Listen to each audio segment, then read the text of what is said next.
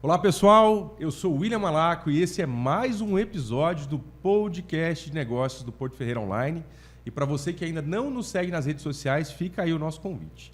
E hoje nós estamos aqui com o Júlio, nós vamos falar um pouco sobre saúde financeira, bater um papo sobre dinheiro, principalmente nessas épocas aí que está borbulhando investimento. A gente estava falando um pouquinho isso antes aqui de começar o nosso assunto, mas eu quero já começar com uma pergunta polêmica aqui para você. Quero já chegar com as duas portas, os dois pés na porta aqui, Júlio. Júlio, o que mais te revolta quando a gente fala em dinheiro no Brasil? O que mais te deixa incomodado? Bom, William, prazer aí estar falando com você aqui. Vamos falar de dinheiro, sim. Bom, o que mais me revolta é a questão da educação financeira do brasileiro e principalmente o poder público não olhar para isso no detalhe, né? E eu sempre digo o seguinte, independente da profissão que nós temos, uma coisa é fato, todo mundo vai precisar se relacionar com o dinheiro. E uma das únicas coisas que nós não aprendemos no colégio, no ensino fundamental, médio e na faculdade também. Ou seja, você passa a vida inteira estudando, você passa a vida inteira se formando e em nenhum momento você tem uma matéria para lidar com o dinheiro. Então isso me revolta bastante porque o Brasil ele poderia ter um rumo diferente se a gente olhasse com isso desde lá da base. Afinal de contas, todo mundo precisa, né? Então esse é um ponto que me revolta bastante. Acho que não só você, né? Todos nós que temos interesse que o Brasil seja um país de fato, que venha a ter uma qualidade de vida, seja ela para se viver, seja ela para ganhar dinheiro mesmo, para produzir mais, para desenvolver. Eu acho que a gente tem espaço geográfico, tem recursos, tem tudo, mas infelizmente é muito mal aproveitado, né? Infelizmente é isso. Sim. E se você pudesse dar um choque de realidade assim para as pessoas, rapidamente, assim, 30 segundos, o que você poderia dizer para essas pessoas para que elas pudessem dar esse start para começar então a se preocupar com a sua vida financeira? Olha, estude. Hoje nós temos muitos canais no YouTube que trazem ali uma educação financeira. Sem dúvida nenhuma, se você dedicar 10 minutos, 15 minutos da sua semana, eu tenho certeza que em pouco tempo você vai ter uma percepção e uma visão muito diferente de como lidar com o dinheiro. E isso vai agregar demais. Isso, hoje realmente, a informação tá gratuita, está livre, tem informação demais. Quando eu converso com algumas pessoas, eu sempre falo o seguinte: olha, você gasta boa parte do seu tempo com o celular na mão. Muitas vezes você está vendo coisas que não vão agregar em nada. Até porque a gente está com excesso de dopamina o tempo todo, enquanto você fica ali vendo vídeos, e as redes sociais já foram formatadas para isso. Uhum. Nada diferente disso. E aquele excesso de dopamina que a gente está ali, quando você começa a rolar o seu celular, você passa horas. E aí, quando você começa a pensar, o que eu vi há 2 minutos atrás, você já não lembra mais, porque é em excesso. Então, olha só que dica interessante aí. 10 minutos por semana, que não vai mudar em nada. Exato. Quer dizer, o seu tempo, mas muda a sua vida, né? Com certeza. É isso que é o mais interessante. Sem dúvida nenhuma. Júlio, conta para nós um pouco de como foi o seu início da sua carreira profissional aí nessa área financeira. Bom, eu comecei aos 20 para os 21 anos. Eu estava na faculdade e um colega despertou ali o interesse. Ele trabalhava num banco e ele comentou, aquilo me interessou muito. E eu falei, é isso que eu quero para a minha vida. Aí minha carreira começou ali nos bancos. Eu trabalhei em 2 grandes instituições por alguns anos. Mas cheguei ali na área de gerência muito rapidamente e vi que aquilo ia me limitar. Eu já tinha um conhecimento bacana e não ia agregar tanto mais na minha vida. Eu era muito novo, eu tinha 27 anos ainda. Eu falei, bom, agora está na hora de eu começar a olhar para o empreendedorismo, que é algo que sempre me despertou, e agregar o que eu aprendi aqui, como que eu posso unificar isso, né? E eu abri a One Financial em 2019, né? Ela está indo para 6 anos. Na verdade, eu comecei em 17 para 18 informalmente, né? Fazendo algumas consultorias. Em 19 eu formalizei a empresa e é onde nós temos hoje aí uma empresa com 4 pilares, focada 100% na parte de crescimento de patrimônio, de gestão de patrimônio, de pessoas físicas, de pessoa jurídica. Então, É uma carreira aí que também sou bem novo ainda, né? 6 anos de... Eu me considero muito novo no mercado de empreendedorismo, mas eu adoro isso, o desafio do dia a dia. A gente passa alguns perrengues aí, mas vale a pena. Quando você fala de perrengue, de desafio, você já errou com dinheiro? Você já teve experiência ruim, tipo, pessoal? Fala, cara, tomei prejuízo, errei, perdi grana. Isso aconteceu com você? Já aconteceu e eu sou consultor de investimentos, né? Então eu faço a gestão de patrimônios de terceiros. Graças a Deus que com os clientes isso não aconteceu. Mas nós, por termos mais conhecimento, é natural que a gente tome riscos elevados pelo conhecimento que a gente tem. E em algumas estratégias, né, que eu utilizei, sim, perdi dinheiro, tive alguns prejuízos. No geral, a conta ela é bem mais positiva que negativa, só que eu sempre levei isso também como um aprendizado, porque me serviu muito de aprendizado para colocar alguns limites, não só para mim, mas até mesmo para os clientes, porque muitos clientes, às vezes, eles não têm a noção do risco que eles estão querendo correr. E é onde também entra, às vezes, o papel do consultor para mostrar que o risco nem sempre está atrelado ao ganho. Às vezes você está correndo um risco totalmente desproporcional para um ganho que não faz muito sentido. Então, essas experiências que eu tive ruim pessoalmente agregaram demais, e isso também agregou para o meu negócio. A questão de tomada de risco no meu negócio como um todo, olhando como business mesmo, como empresa, me ajudou bastante a tomar alguns tombos aí no caminho. Você sabe que eu acho complexo, sabe, essa questão de investimento, porque não é só simplesmente você olhar para onde eu quero investir. Hoje você tem vários pontos que você pode investir, você pode analisar, mas isso tudo a gente depende de movimentação de mercado, de economia, questão política. Como é que a gente consegue lidar com toda essa situação e ainda ter a segurança que você vai fazer um investimento e isso vai te dar retorno? O conhecimento, né? Eu sempre também trago isso para os clientes. Mais importante do que você seguir recomendações de mercado, é importante você ter um conhecimento mínimo para saber onde você está pisando. Então, geralmente, o desconhecido gera medo, né? Isso, por um lado, é bom. Então, ter conhecimento não precisa ser tão aprofundado, mas entender o que, por exemplo, é uma renda fixa, o que é uma renda variável, conceitos. Para quando você for investir o seu dinheiro, você pelo menos sabe onde você está pisando. Você não precisa conhecer aquele ativo profundamente, no detalhe.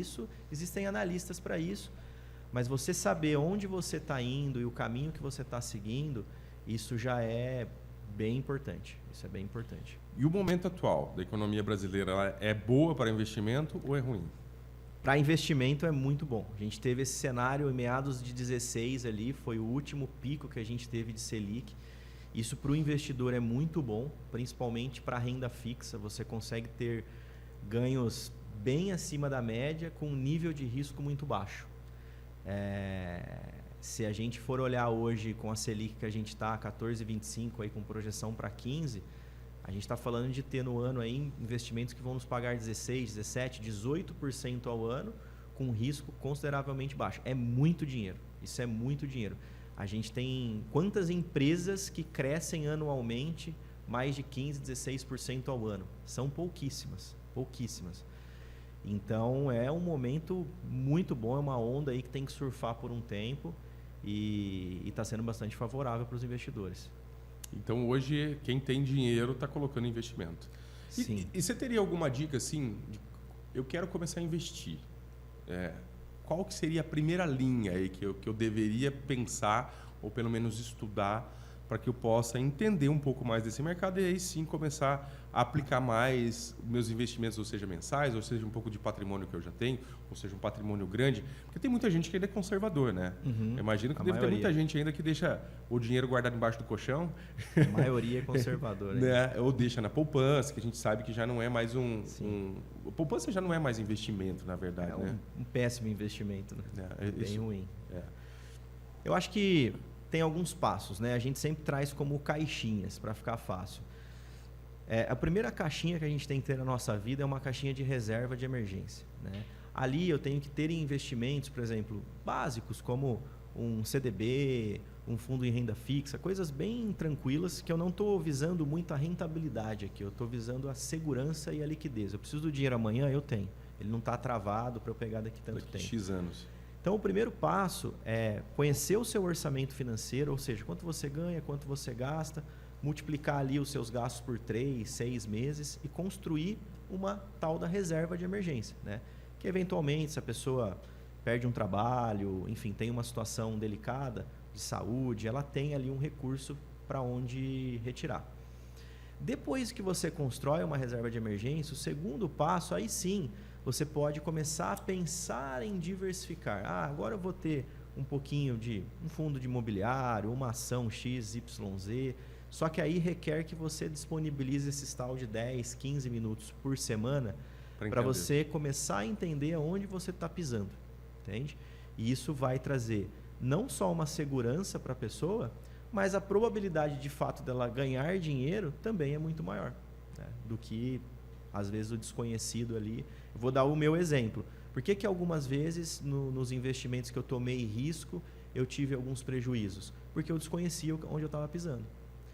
Foi risco mesmo. Foi risco mesmo, exato. E é natural. Então, de novo, o medo é bom porque ele te coloca uma linha ali, uma linha de limite, e esse conhecimento ele favorece bastante aí no crescimento de todo mundo. Bom, a gente falando assim de risco, falando de entender um pouco do mercado, o que você considera hoje que é o maior vilão da saúde financeira do brasileiro? É a questão da falta de educação financeira, é falta de controle financeiro ou é a falta de renda? Eu diria que o primeiro é a educação financeira. A falta de renda ela é importante? Ela é.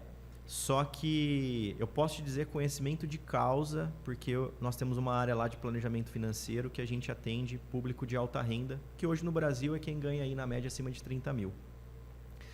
A educação financeira ela é tão importante como, por exemplo, famílias que eu atendo que ganham ali mais de 100 mil reais por mês e são extremamente endividadas. Você fala, qual que é a lógica? Como é que isso pode?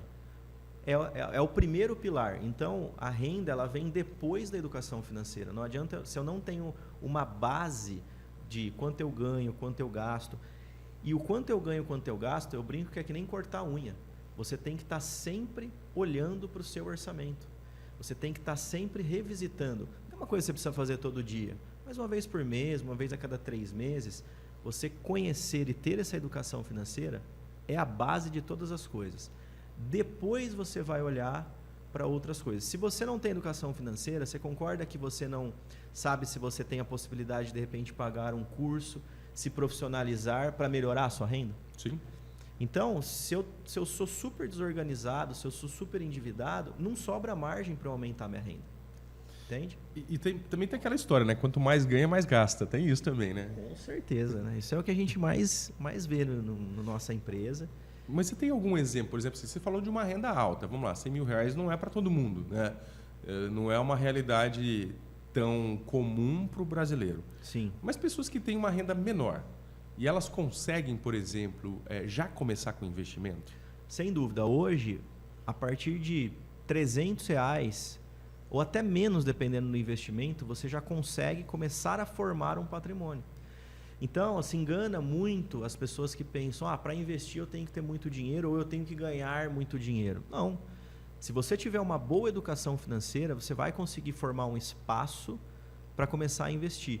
E às vezes os primeiros investimentos, eles não são necessariamente investimentos. Ele pode ser na sua educação para depois você aumentar a sua renda e aí sim você vai para o investimento financeiro. Então, por exemplo, você tem investimentos de 300, 400, 500 reais, que você consegue formar patrimônio de 100, 200, 300 mil reais em alguns anos. Só que sem a tal da educação financeira, você não consegue. Você não avança e você sempre vai ficar ou igual ou vai caminhar para trás. Não tem jeito. E, de novo, você pode ganhar 1.000, 2, 3, 5, 10, 100, 50 ou mais.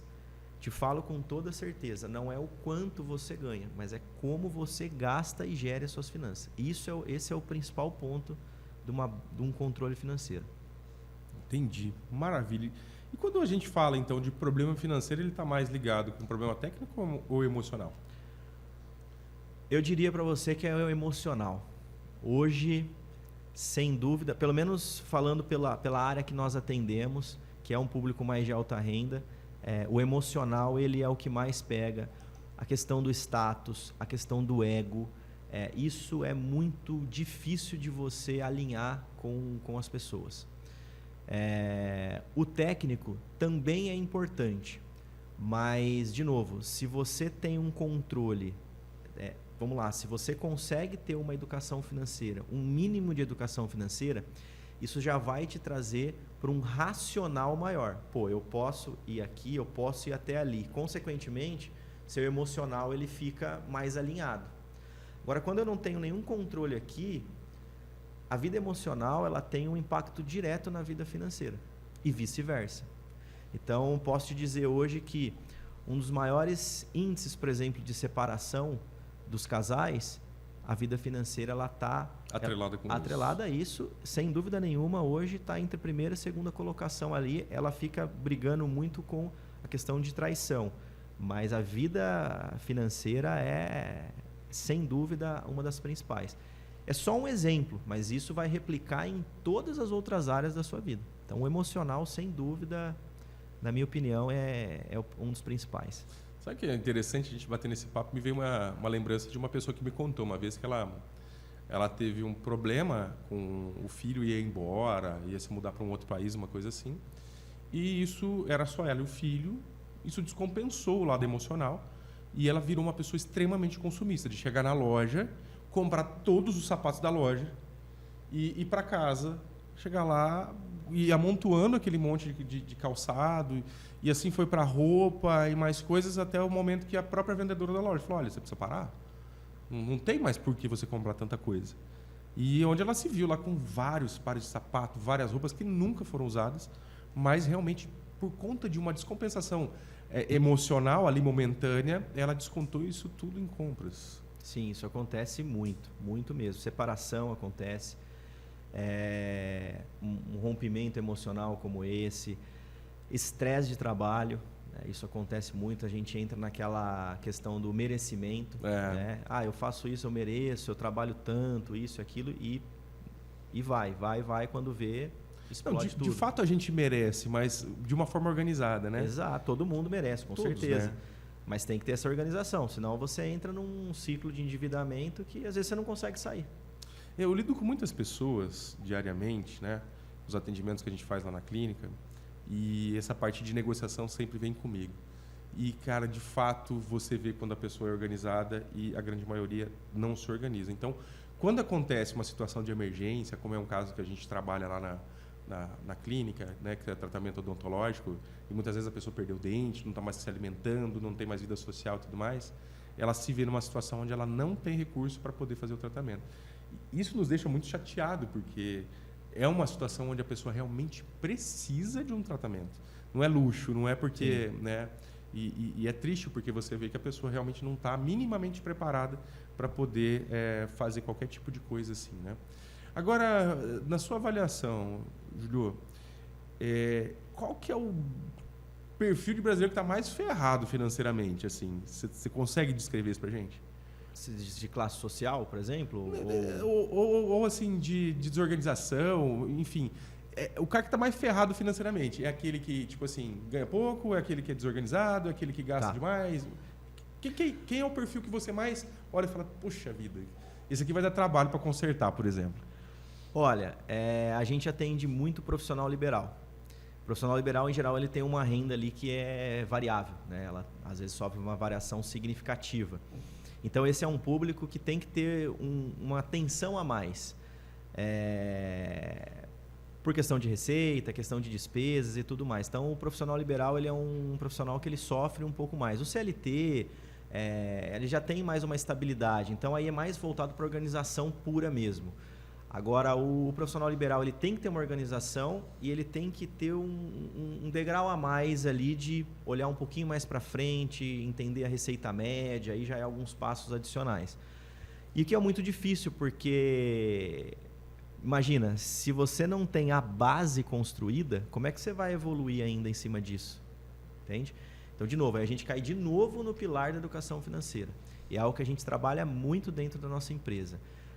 Resolver problemas financeiros, por incrível que pareça, na maioria das vezes, não é tão difícil. Lógico que existe tempo, existe prazo, mas não é tecnicamente tão difícil. Agora, alinhar essas outras áreas da educação financeira, isso a gente trabalha demais com as pessoas, porque você pode fazer um trabalho de planejamento de 1, 2, 3 anos e deixar a vida da pessoa redondinha.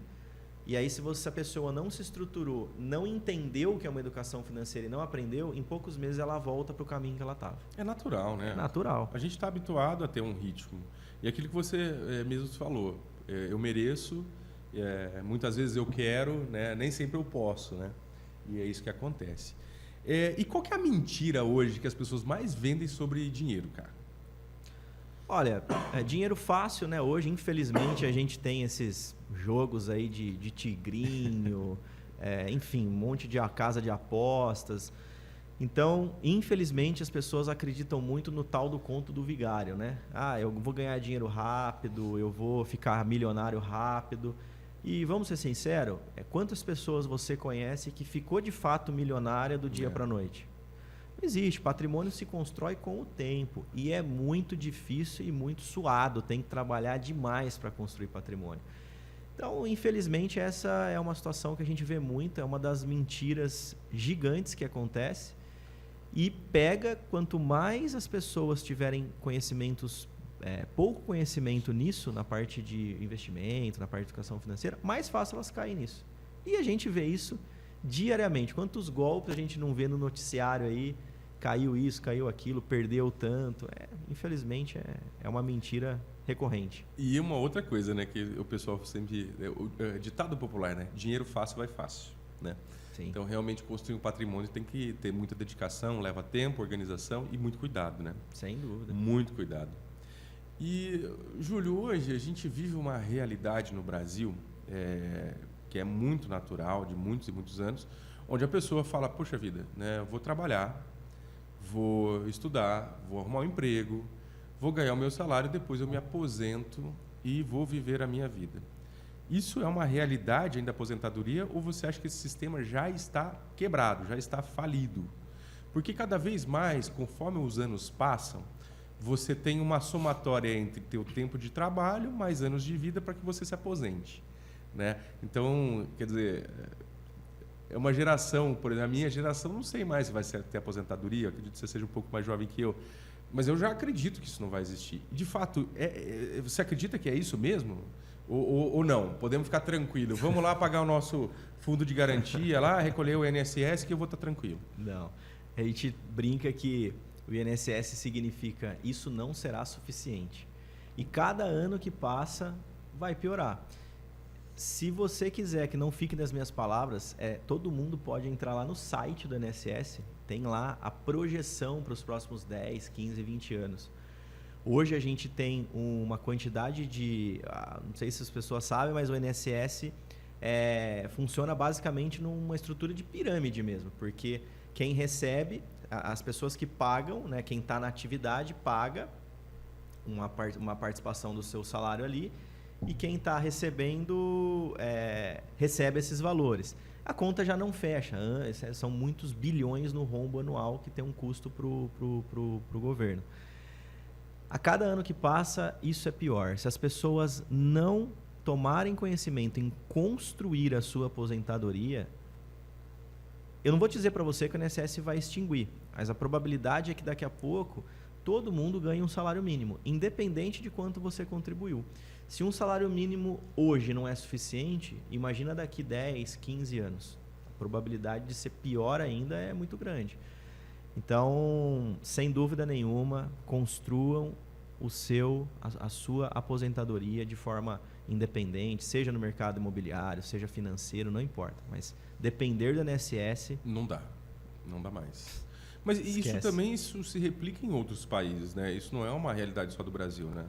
Sim, se replica em outros países, mas o Brasil ele tem um problema gravíssimo, né? A metodologia que foi implementada lá na frente, lá atrás, né, perdão, ela é insustentável. E a cada ano que passa, piora. Tanto que é o que você comentou. Pode perceber, a cada 2, 3 anos faz uma reforma e coloca mais para frente ali a aposentadoria. As pessoas já estão se aposentando daqui a pouco com 70, daqui a pouco com 80. Daqui a pouco vai ser 100 anos. Quer dizer, quem que vai aposentar com 100 anos? Sim.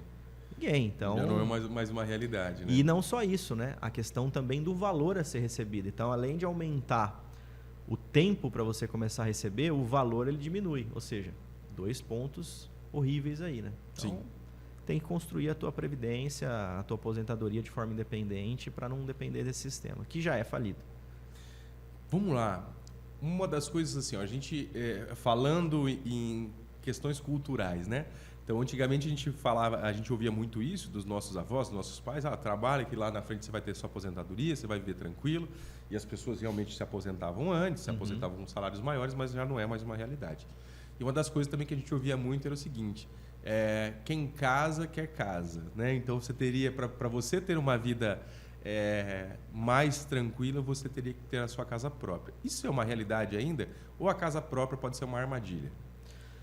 Olha, depende muito de cada pessoa, do estilo de vida. Eu sou adepto a ter um imóvel, eu gosto muito, tenho ainda essa cultura. Mas eu vou dar um exemplo, por exemplo, da aquisição que eu fiz do meu imóvel. Eu acho que o imóvel, a partir do momento que você, vou morar aqui, vamos construir minha família aqui, etc., eu sempre brinco que o ganho do imóvel não está na venda, está na compra. É como você compra o seu imóvel. O exemplo do meu imóvel, por exemplo, eu comprei num leilão. Comprei com 40% de desconto. Foi um ótimo negócio. 3 anos depois, o imóvel valeu mais do que o dobro do que eu paguei. Então, se eu vender ele hoje, pode ser que eu tenha um lucro? Com certeza. Mas o que eu trago nessa questão do imóvel na hora de comprar um imóvel, compre um imóvel que realmente você tem condições de ter naquele momento. Porque qual é o ponto? As pessoas usam muito o mecanismo do financiamento, que eu não acho que é uma ferramenta péssima. Ela não é boa, mas não é péssima. Bem feita, ela pode ser uma opção ok. Só que as pessoas, às vezes, a maioria das pessoas dão um passo maior do que a perna. E aí a pessoa paga 3, 4 imóveis para morar no imóvel para falar que é seu. Só que ela não fez a conta de quanto ela pagou a vida inteira um imóvel 3, 4 vezes e, quer dizer, aí isso eu acho um negócio muito ruim. Mas se a pessoa se planejar, se organizar, hoje você consegue comprar um imóvel, seja à vista ou seja através de outras vias, e de uma forma muito menos onerosa e que pode ser até um investimento no seu futuro esse imóvel. Então, eu posso dizer que essa é uma conta correta? Por exemplo, eu pago R$1.000 de aluguel. Vou colocar um valor de 1.000, vai. Pago R$1.000 de aluguel. Se eu assumir uma parcela de R$1.000, eu estou fazendo um bom negócio? De um financiamento? Depende quanto tempo e quanto você vai pagar. O ponto é que as pessoas olham muito a parcela. Isso é um problema, porque eu tenho que olhar o quê? Quanto eu vou pagar no final disso? Às vezes eu estou pagando 1.000, mas eu vou pagar 4 imóveis, 5 imóveis. Será que vale a pena? Eu vou viver quantos anos? 50 anos? Se eu pagar esses R$1.000 corrigido, será que eu vou pagar 5 imóveis ou eu vou pagar 2? O que valeu a pena? Eu pagar 5 imóveis e falar que é meu? Ou de repente morar de aluguel e ter pago 2, mesmo que não é seu? Só que você tem uma diferença no bolso enorme para fazer outras coisas. E até, quem sabe, comprar um outro imóvel de fato. Então o ponto é esse, olhar sempre o custo final disso e comparar. Porque normalmente quando você vai fazer a conta da compra do imóvel, você paga 3. Em geral, 3. Né? Normalmente em geral, é 3. Isso, né? E, então, assim, dá para se dizer que quem não está investindo agora está comprometendo o seu futuro. Sem dúvida nenhuma.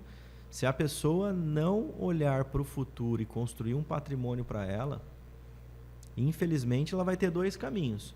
Ou ela vai chegar lá na frente e continuar trabalhando para o resto da sua vida, porém a saúde de hoje, daqui 30 anos, provavelmente não vai ser igual, né? A pessoa já vai estar mais idosa e tudo mais. Ou a pessoa vai ter que diminuir brutalmente o padrão de vida dela para viver através, por exemplo, de um salário do INSS.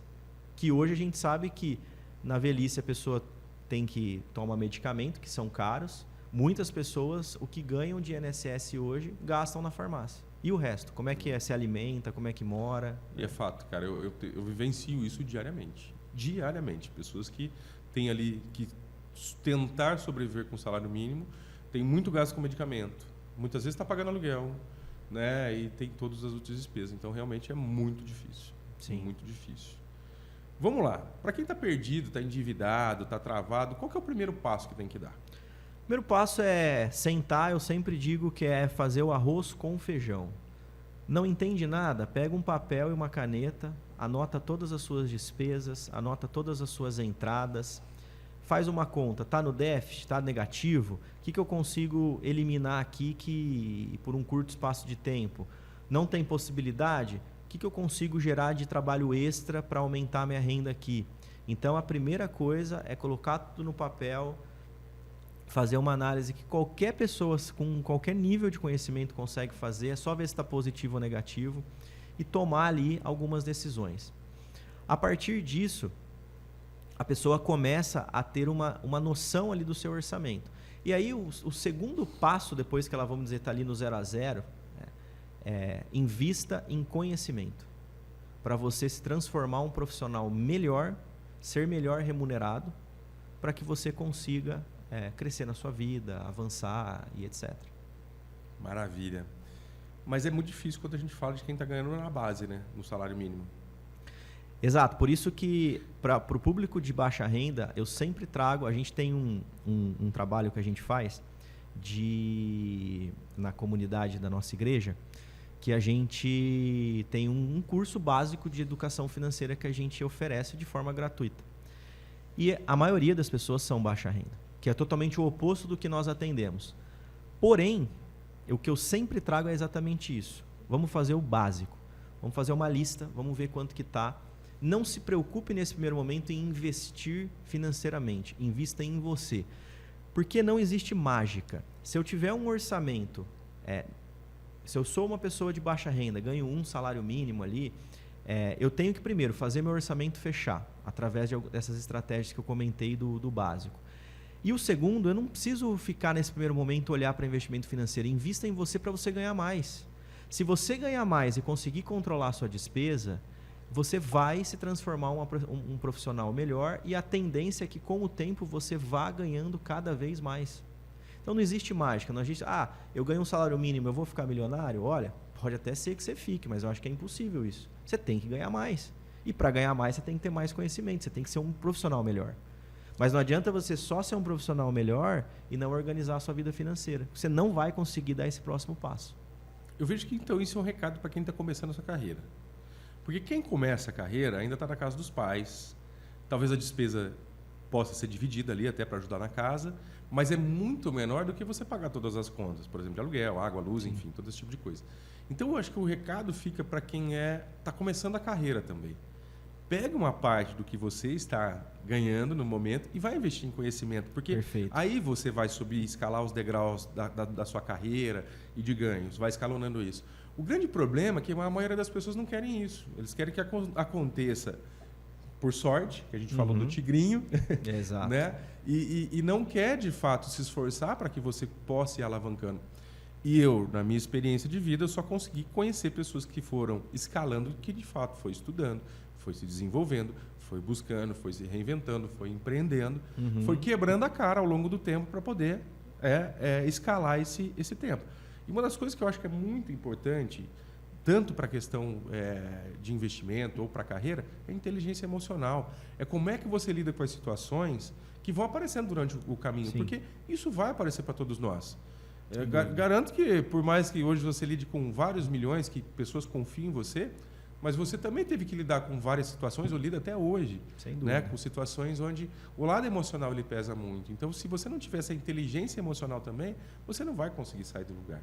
Né? Com certeza. Eu acho que esse é um dos grandes pontos. E que tipo de hábito que a pessoa deve ter para que ela possa mudar a realidade financeira dela? Por exemplo, eu preciso economizar, preciso me organizar. Eu sei que você já falou bastante sobre a questão de organização. Mas que tipo de hábito que de fato faz com que eu mude, né, a minha realidade? Independente se eu ganho pouco ou se eu ganho muito. É o que vai mudar a vida de qualquer um. Sim. Não é o cafezinho, cortar o cafezinho, apesar que tá caro pra caramba agora, né? Mas não é o café. Agora tá tendo que cortar mesmo. Agora né? tá tendo, Mas não é isso que vai te enriquecer ou te empobrecer, tá? Eu acho que a questão da organização recorrente, então eventualmente tá olhando mesmo para sua vida financeira, Um controle, por exemplo, que é um outro ponto que as pessoas se endividam muito, cartão de crédito, né?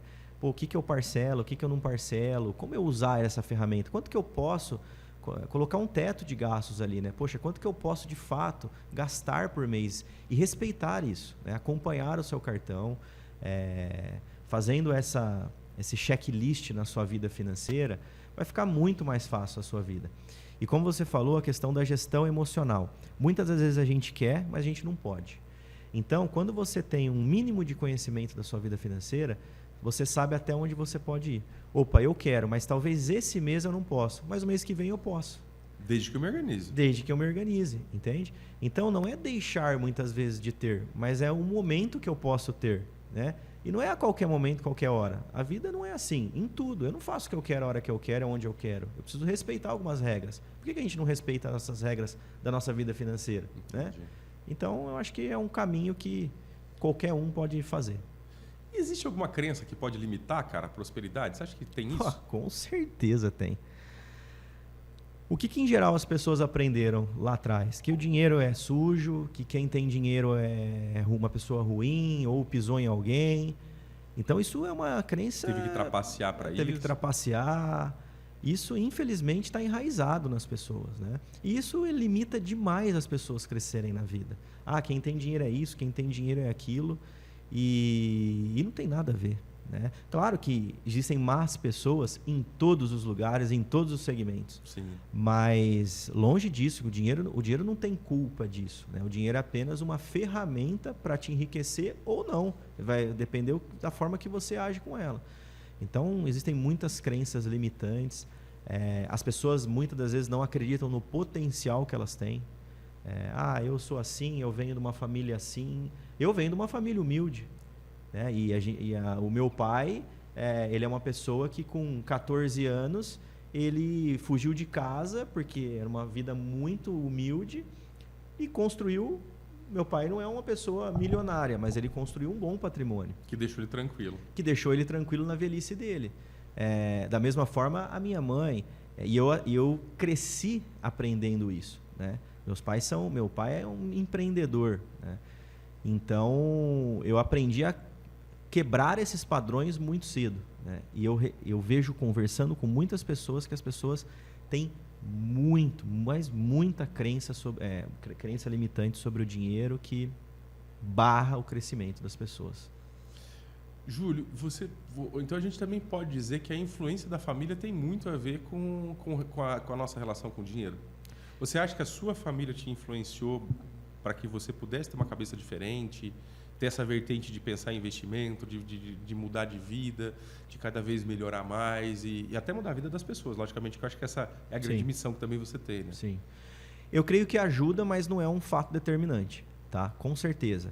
É claro que você ter ali algumas orientações quando você é mais novo, isso acaba ajudando muito, mas eu acho uma coisa muito lógica, né? Se eu for uma pessoa extremamente descontrolada, a pessoa, mesmo que ela desconhece qualquer conhecimento financeiro, ela sabe que ela vai se dar mal, né? Às vezes a pessoa não quer enxergar. Então eu acredito que contribui, mas de longe não é um fato determinante. A gente tem que buscar conhecimento mesmo ao longo do tempo para ir melhorando. E como você falou, as coisas mudam muito rápido.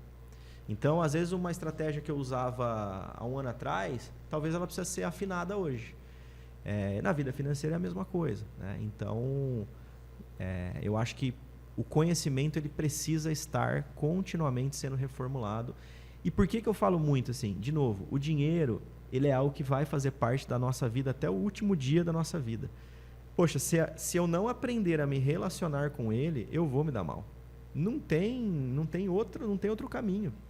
Vou te dar um exemplo. Na área de consultoria, às vezes a gente recebe pessoas que ganharam herança. E a gente vai fazer a gestão daquele recurso para a pessoa. Eu tive um caso recentemente, em 1 ano e meio, a pessoa ela conseguiu zerar a conta. Ela recebeu uma herança de R$500 mil e em 1 ano e meio ela zerou a conta. Aí você me pergunta, comprou um carro, comprou uma casa? Não comprou nada. A pessoa gastou com viagem, gastou com sei lá o que, festa e tal, e acabou com o dinheiro. Para não falar acabou, tem R$10 mil na conta. Então, de novo, se a pessoa tivesse um mínimo de conhecimento financeiro, E isso que ela estava sendo orientada por um profissional, né? A gente estava orientando e mesmo assim a pessoa não deu ouvido, né? Por quê? Porque não tem um mínimo de base, né? Essa base ela faz muita diferença na vida de cada um. Eu estava vendo uma história do pessoal que foi pro garimpo na Serra Pelada. Você chegou a ver isso? Tava até rodando bastante nesses tempos nos reels da internet, enfim. E eu não me lembro qual foi o valor que essa pessoa ganhou, mas era um valor absurdo, assim, coisa de muitos milhões. E aí, por exemplo, ele contando essa história, me parece que ele foi o cara que mais conseguiu garimpar ouro, não vou me lembrar o nome dele. E ele chega, por exemplo, no guichê de uma companhia aérea e ele quer uma passagem para o Rio de Janeiro. Só que o voo estava cheio e ele achou que era porque ele estava sujo e eles não queriam atender ele. Ele falou, então amanhã eu quero fretar um avião para me levar. E ele pega um avião comercial, acho que valores corrigidos hoje era coisa de R$160 mil para ele pegar o avião de onde ele estava e até o Rio de Janeiro. E lá ele passou alguns dias no hotel em Copacabana, no Copacabana Palace, e ele foi assim destruindo tudo aquilo que ele tinha conseguido, né? E no final ele acabou ficando sem nada mesmo, ele zerou essa conta. Então tem muito a ver com isso que a gente está falando, porque Sim. Se eu não sei lidar com 1.000, eu não vou saber lidar com 500 mil, por exemplo.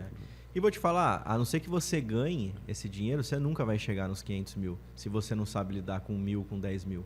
Não tem como, é uma lógica.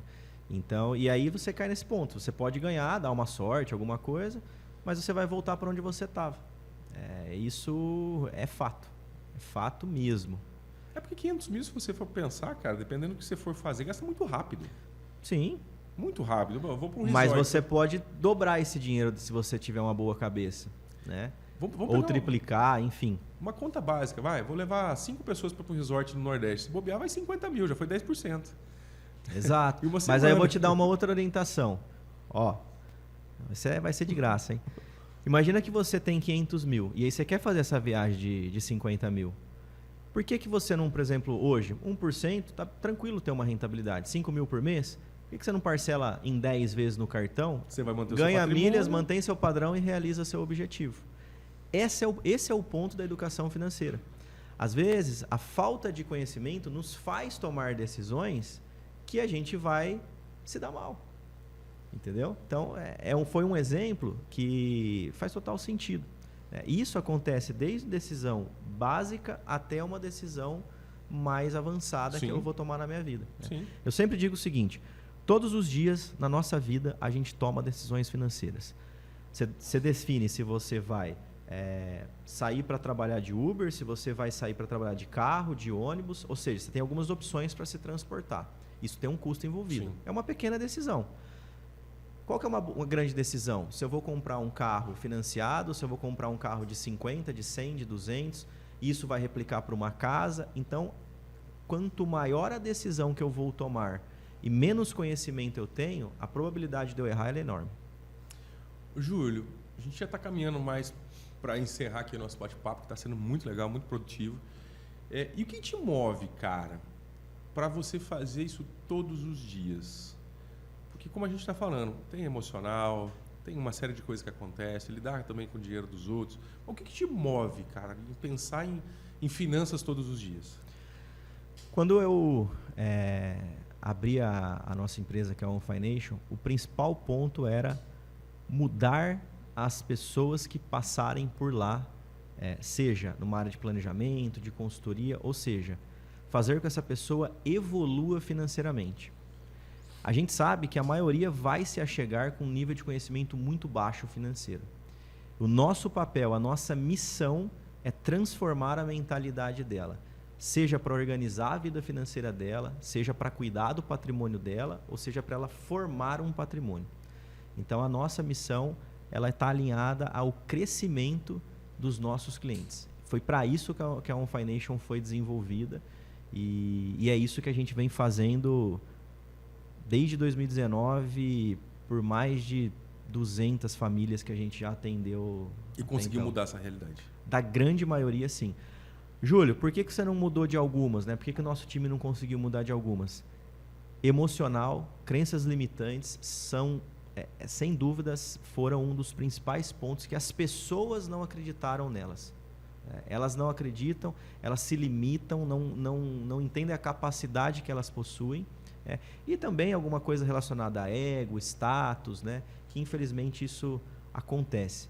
Mas a gente tem um índice lá de mais de 90% de mudanças dos nossos clientes, muito significativas, e com certeza a gente vai ajudar muito mais ainda nos próximos anos. Como é que eu quebro minhas crenças limitantes? Você tem alguma dica para isso?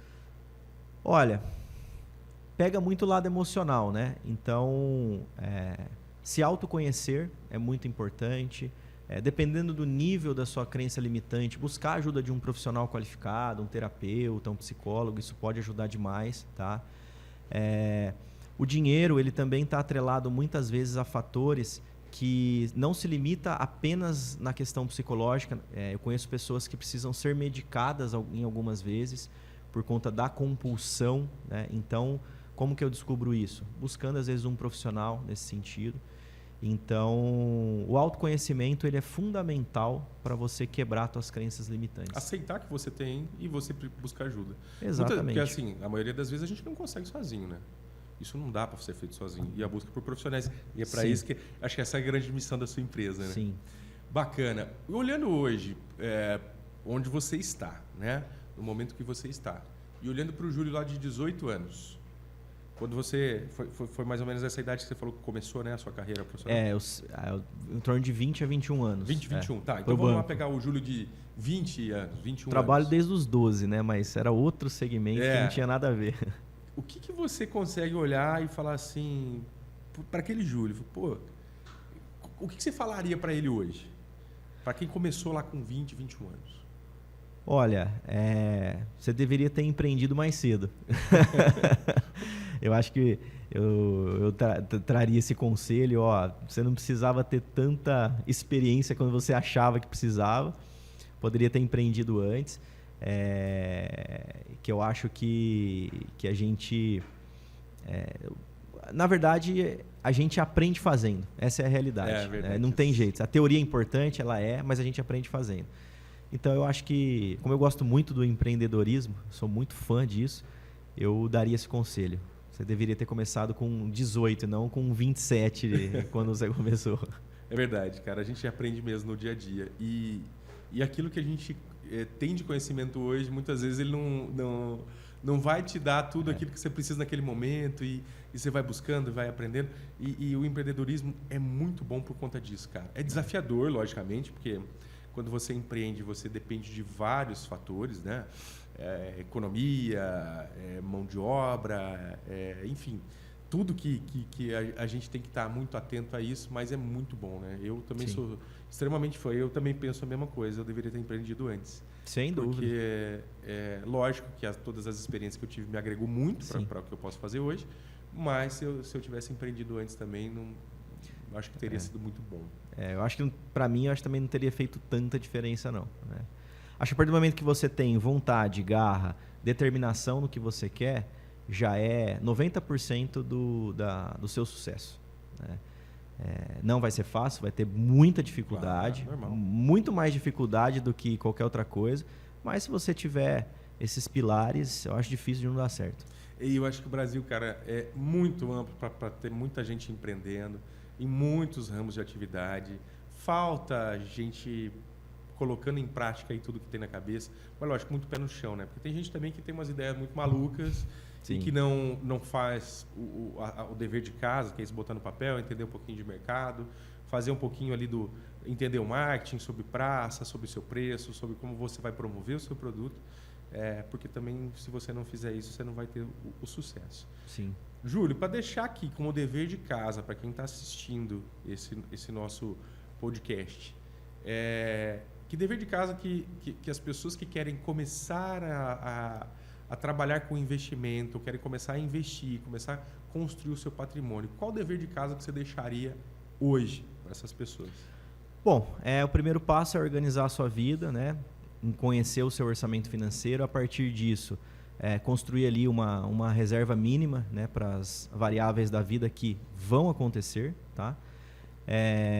Buscar aí um conhecimento, na parte financeira, como eu disse, canais no YouTube. A nossa página no Instagram, a gente fala muito de educação financeira, então se quiserem depois seguir. Qual que é a página de vocês? A nossa página é oni.financial, oni.financial. Né?